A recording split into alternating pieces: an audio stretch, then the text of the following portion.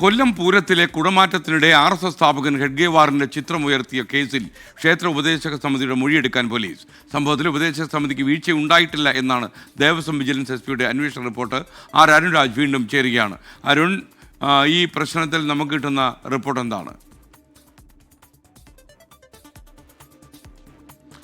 SKN കൊല്ലം പൂരവുമായി ബന്ധപ്പെട്ടാണ് ആശ്രമ മൈതാനത്ത് നടന്ന കൊല്ലം പൂരത്തിലാണ് RSS സ്ഥാപക നേതാവായ ഡോക്ടർ ഹെഗ്ഗേവാളിന്റെ ചിത്രം ഉയർത്തിക്കാട്ടിയത്. ഇത് ദേവസ്വം ബോർഡ് പരിശോധിക്കുന്ന അടക്കമുള്ള നടപടിയിലേക്ക് കടക്കുകയും ചെയ്തു.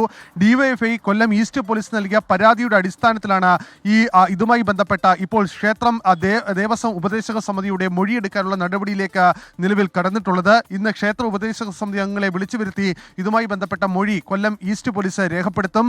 പക്ഷേ ഇക്കാര്യത്തിൽ ക്ഷേത്ര ഉപദേശക സമിതിക്ക് വീഴ്ച പറ്റിയിട്ടില്ല എന്നുള്ളതാണ് ദേവസ്വം ബോർഡിന്റെയും ക്ഷേത്ര ഉപദേശക സമിതിയുടെയും കണ്ടെത്തലും അവരുടെ നിലപാടും.